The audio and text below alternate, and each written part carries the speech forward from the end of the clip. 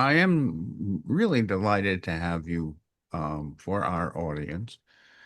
You're the author of a book called The Dirt Cure. You're a award-winning author, and you have delved deeply into subjects that most conventional physicians don't go near. If I'm correct, you trained at Albert Einstein, which means a very excellent, conventional, and somewhat innovative medical background. But how did you get to do what you now advocate for, what you now practice, what you now do? Um, well, I think the best way for me to describe the journey that I've had, which people are always very interested, how did a conventional neurologist become the things that I do, which are many. Um, I would say, first of all, I don't think I was ever really conventional in my thinking. And I got into medical school. I went to medical school because I had seen Bill Moyer's special Healing in the Mind. I mean, this wasn't the whole reason, but it was an instigator. Hmm. And in that, they had a story of a young woman who had lupus who couldn't tolerate her meds anymore because it Right. was causing renal failure. But then when she would stop her meds, she would have full-blown lupus flares. Hmm. And they started giving her castor oil uh, with every application of her medication, and then stopped the medication, continued the castor oil because it had a very strong, taste and sensory experience that she could associate with this medication.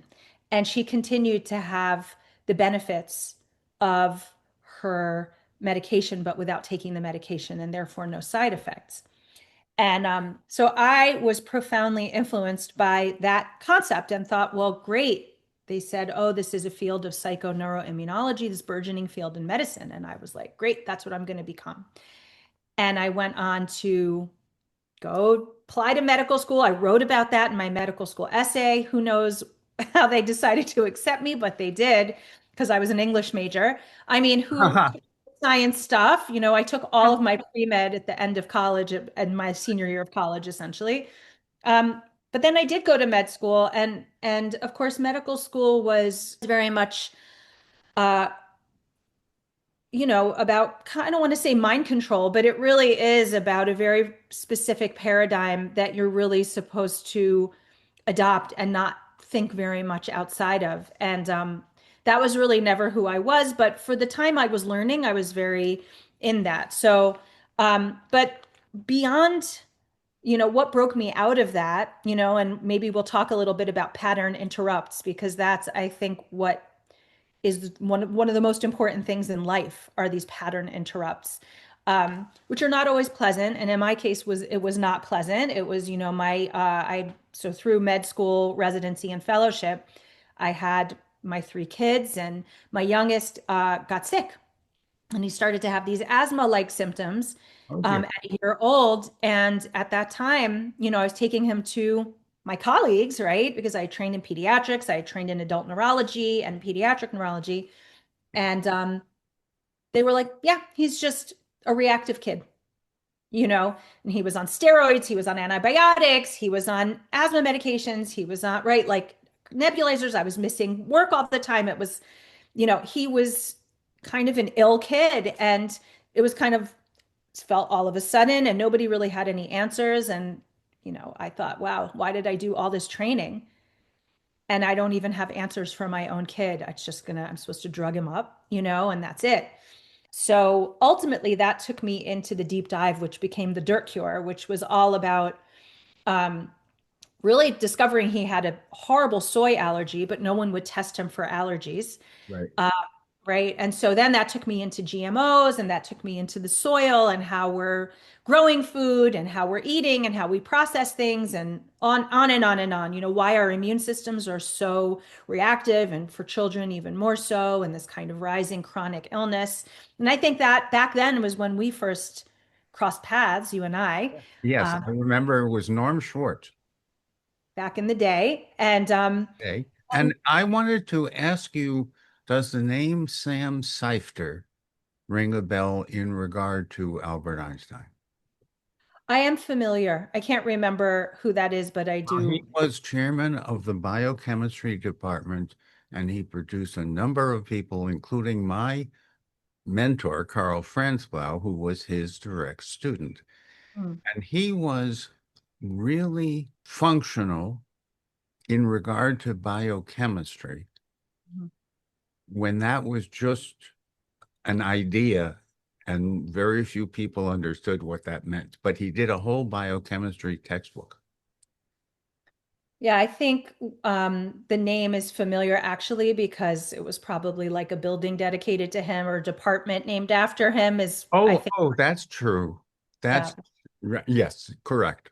Anyway, so anyway, it is interesting how our own challenges can become opportunities to think outside the usual context or frame of reference. And yeah, and I would actually say even more than that, that it's a choice, certainly, to decide to learn from our challenges and apply them in our lives. And it could become, our professional lives as well as our personal lives to think differently, think outside the box, think outside the narratives that we've been fed or taught.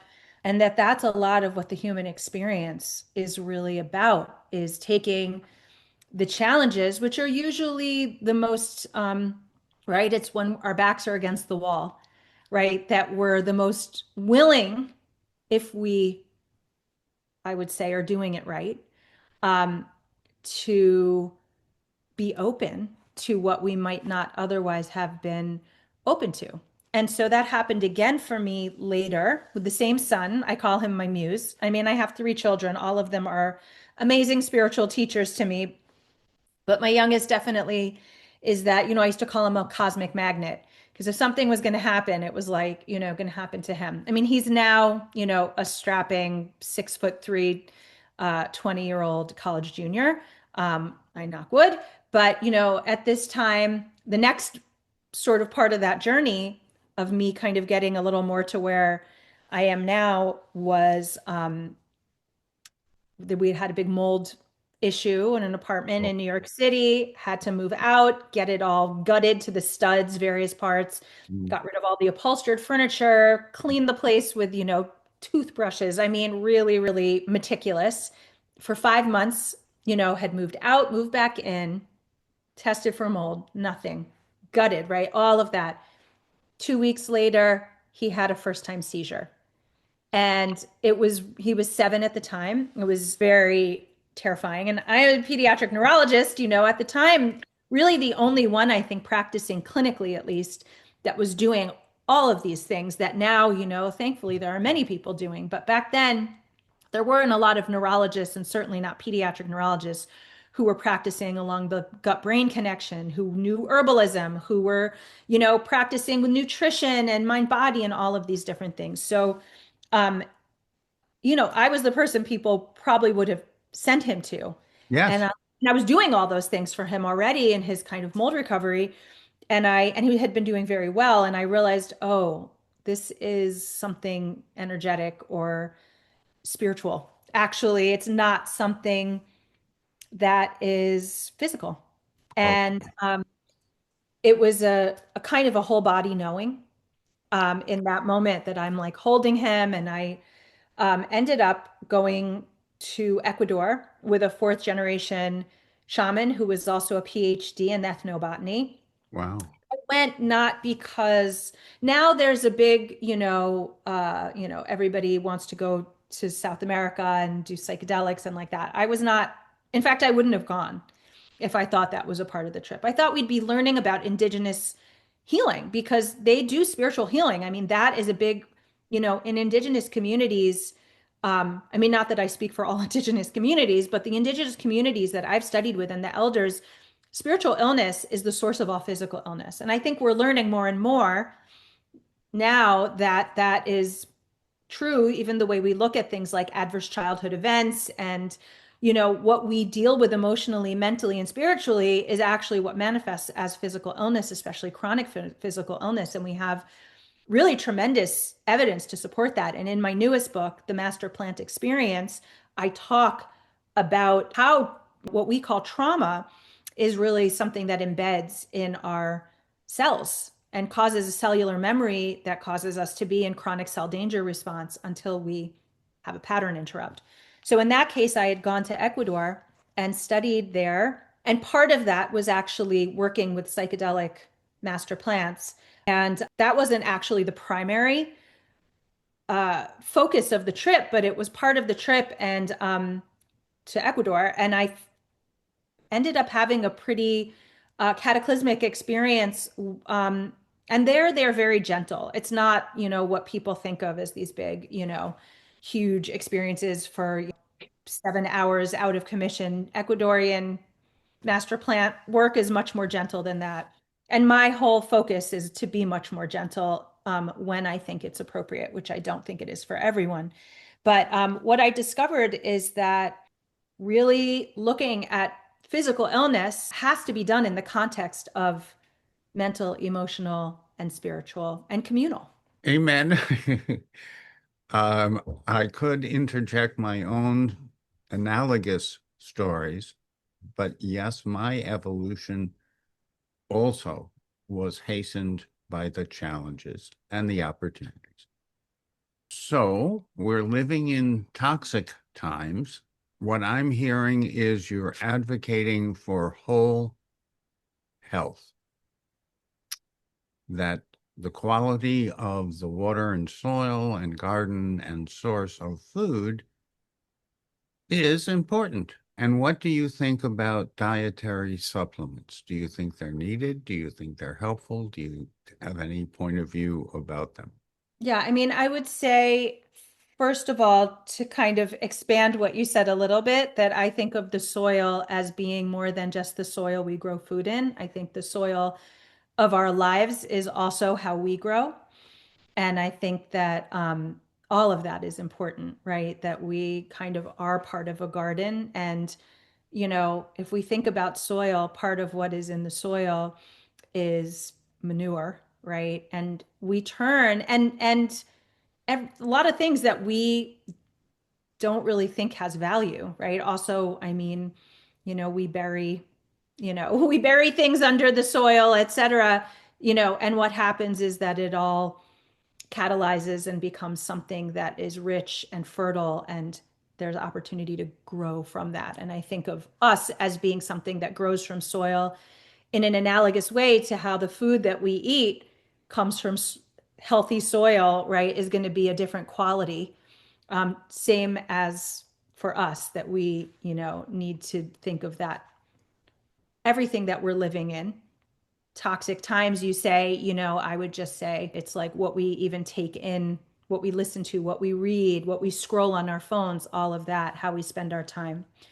Um, when it comes to dietary supplements, I do think that there is a time and place for dietary supplements, certainly. And I think, you know, I have kind of two views I would share. I mean, I think there is a way in which people can really overdo it and sort of come to this idea, and this is practitioners as well as, you know, let's say consumers in general, that somehow there's going to be an answer to all of our problems found in supplements. I don't I don't think that's generally true.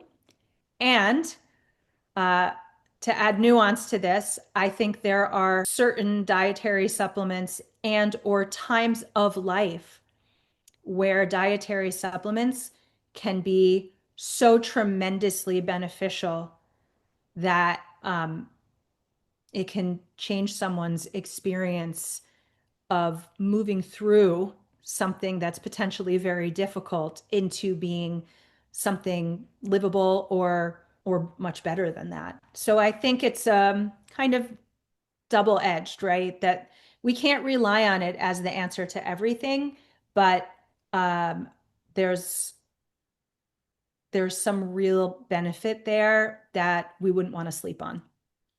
Well, tincture of time.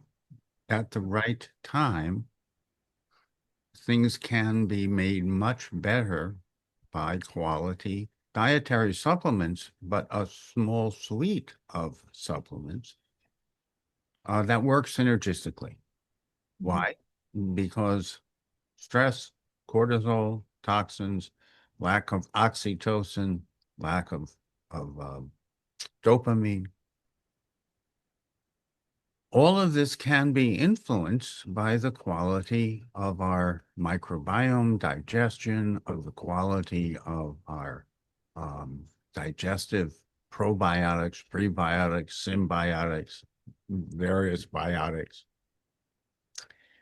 And I feel that is becoming more and more necessary to help people get out of their lives of quiet desperation. That's the phrase that comes to mind.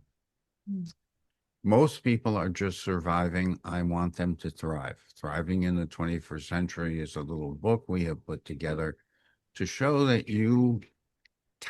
we can together choose more life and joy and more balance of neurohormones and digestion and immune defense and repair system and platelet function and on and on. Um, because life is about choice and balance. Outside my window here is a 15-year-old permaculture biodynamic food forest started by my son, and which we continue. This is the year of melons. We are inundated with watermelons. And to me, it is a joy, but it also is an aromatic health benefit to go out and pick sage and rosemary and parsley or basil or whatever the herbs are that are available at that moment. So I think what I'm saying is that we do have to do a makeover in our kitchen, our bedroom, our personal care, and our environment. And I think that's basically what you were saying. Well, I'm saying more than that. Um, Mm, I'm saying that, I mean, for me, those things are foundational. right. So I would say, you know, and this is not because there's some perfect model that um, we all have to try to achieve. I've done all kinds of variations of, I mean, when my kids were little, I was, making my own yogurt and baking my own bread, while I was working as a neurologist and Wow. speaking at conferences, I was doing grass-fed meat.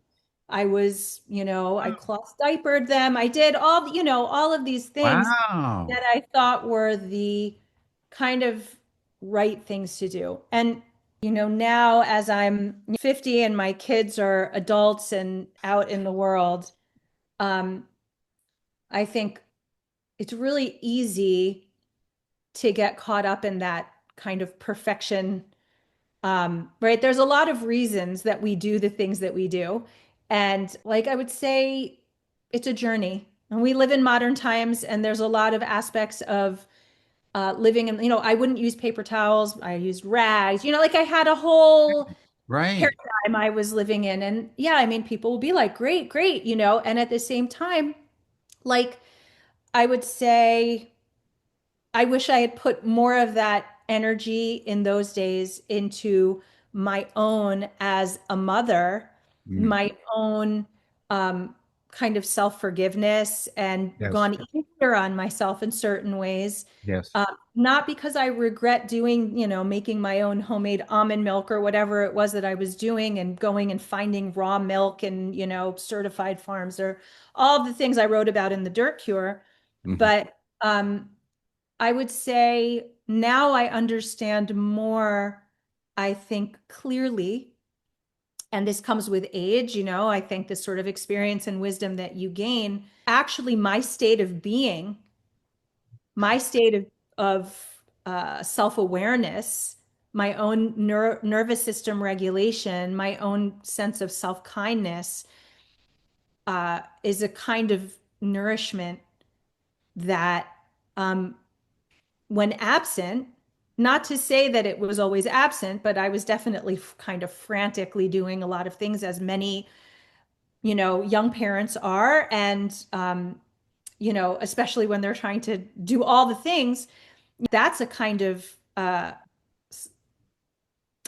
that's a kind of, um, hunger, I would say, that supplements can't fill, Right. redoing your bedroom can't fill, right? All the to-do lists you possibly could uh, make for yourself, stillness, you know, self-reflection, calm, meditation, all these things are for me as critical, if not more so, than these kind of checklists that so many of us, and certainly, parents and families are, if they're in that mindset. And I mean, now, at the time I wrote The Dirt Cure, or was certainly when I was doing that work for a decade before I wrote the book.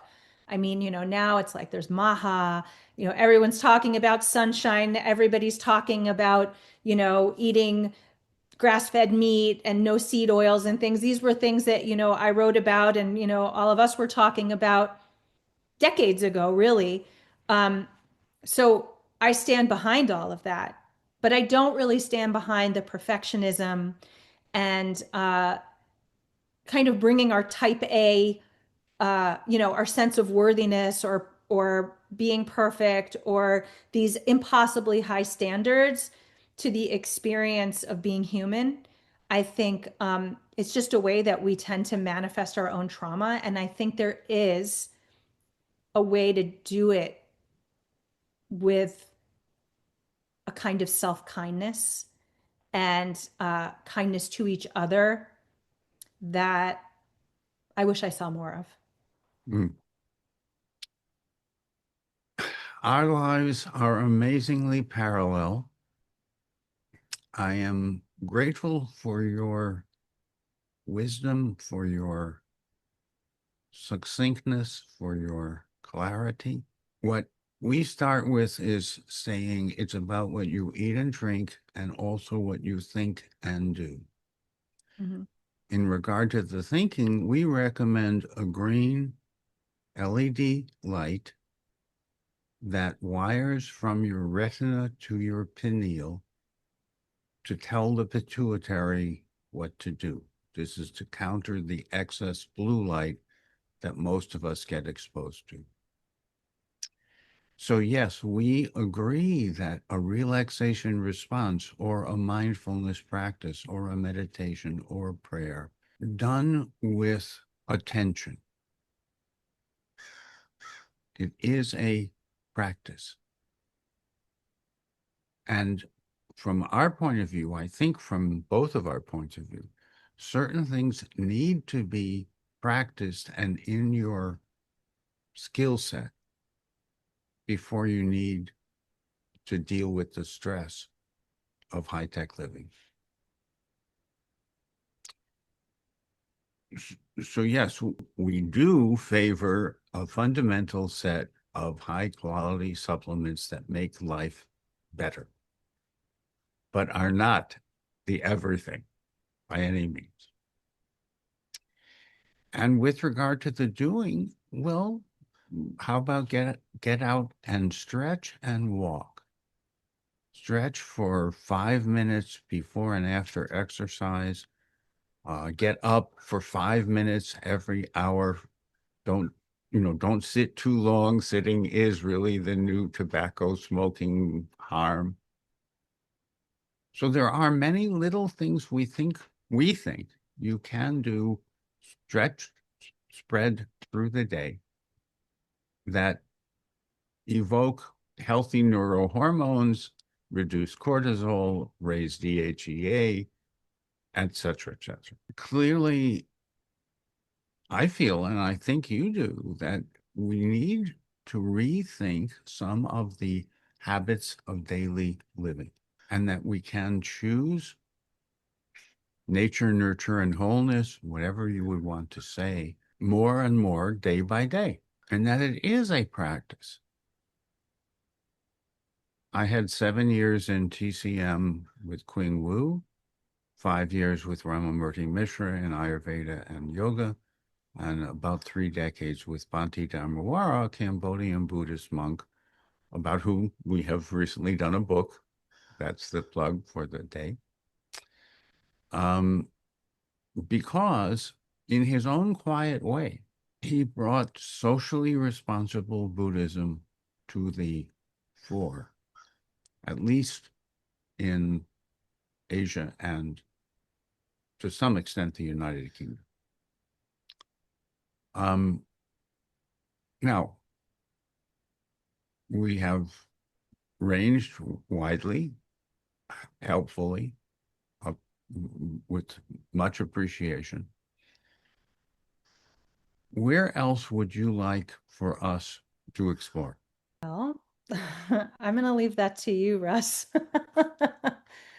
Um, I mean, for me, where my interest has kind of turned, um, has really been to looking at sound and light and uh, all of this really exciting information that's in quantum biology. And part of the journey that I've been on has been, and it's, maybe more of a story than I would share here right now, but creating actually vibrational sonic medicine using the principles that Luc Montagnier, who, for those who don't know, was a Nobel Prize winning scientist for his work in HIV.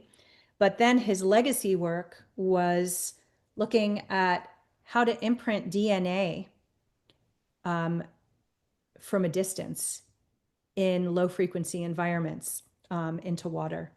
So, looking at that model, we actually began to create medicines using sound and light. And so, with, for example, master plants, which I grow like an ayahuasca plant, but without using any ayahuasca. So, not an issue of being legal, safe for people who are sober, pregnant, children, sensitive, and not something that would cause, right, like tripping or a journey, right, what we would associate with that. Using the oscillations of the plant, translating them to music using devices, and then imprinting that in these low frequency environments into structured water. And, it was definitely something that was very experimental for me in the beginning, and definitely not, kind of what I thought I'd be spending time exploring. Um, but what we saw was really profound benefit for health and for mental health and beyond. And really, I began to see, and this might be very cutting edge for your audience, I don't know, or maybe not, but for me, because what I think we're discovering now is that so much of illness comes from cellular memory, what's embedded in our bodies, in our fascia, in our neurons, in our wiring. Um, it's not very simple to address those things. And to your point about dietary supplements, we need to have a nourished terrain. There's no Right. question about that. Right.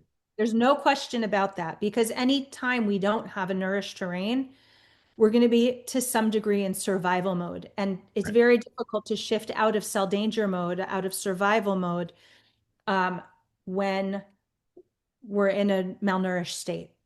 So, and nourishment is, right, going back, sunshine, it's what we hear, it's the food that we're eating and the soil, right? It's many things.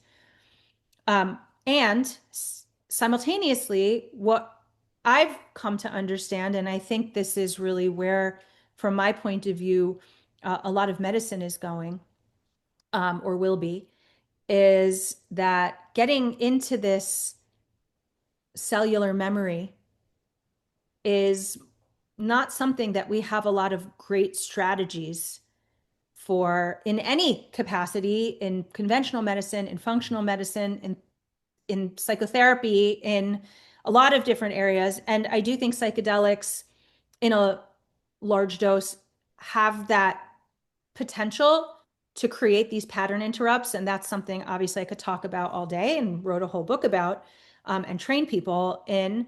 Um, and I don't think it is for most people to take these large doses. I don't think that that kind of disorganization and reorganization is for everybody all of the time. And not everybody who really could use it is a good candidate for a number of reasons. And I think that vibrational medicine, where microdosing has benefit, which is like a sub psychedelic dose of a psychedelic. So there's benefit there for a lot of people. I think that will be something a lot of people will benefit from over time, um, when circumstances allow. But I think vibrational medicine is something that can get into fascia and uh, adjust and influence cellular function, and help people come out of cell danger and go into cellular safety like very few other things can. And obviously, homeopathy and flower essences and things like that have a long-standing tradition of offering that.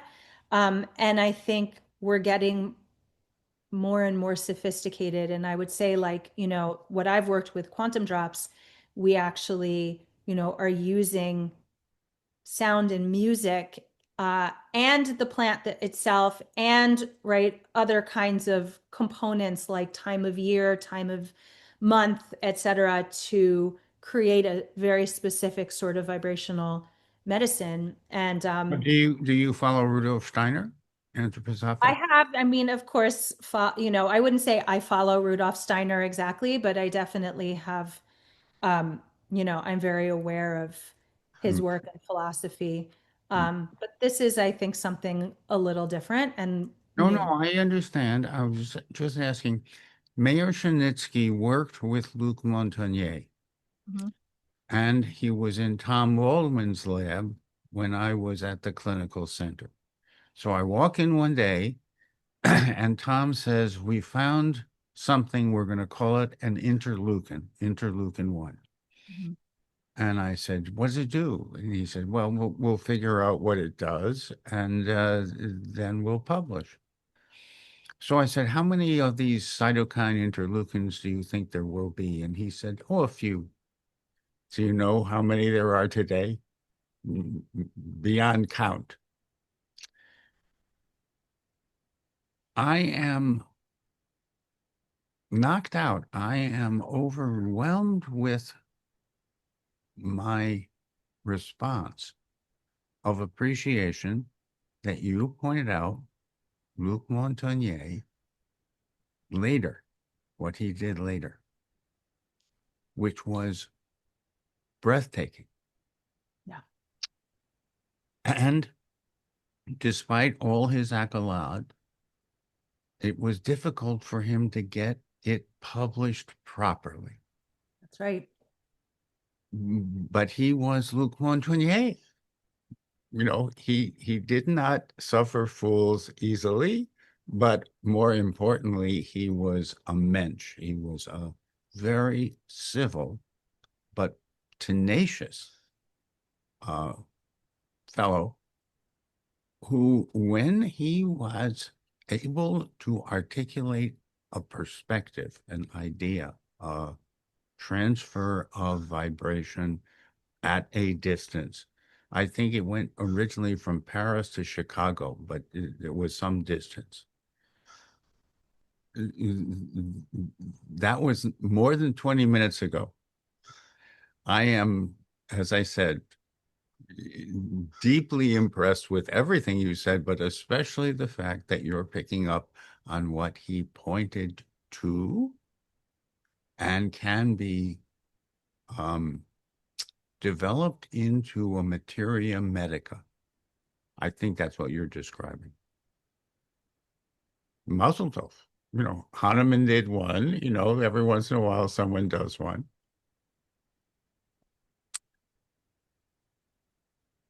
This has been a delight. This has been a more than a pleasure and an appreciation.